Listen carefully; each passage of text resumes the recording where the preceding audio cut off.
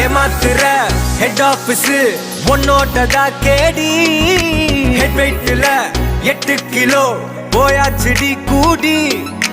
இன்ஸ்டாவுக்கே நீ இல்லனா வியாபாரம் இல்லடி. இன்ஸ்டால்மெண்டில் ஒந்துட்டெல்லாம் கரியாக்குற பாடி. உம்ம புள்ள இப்ப இவதான் அனபிள்.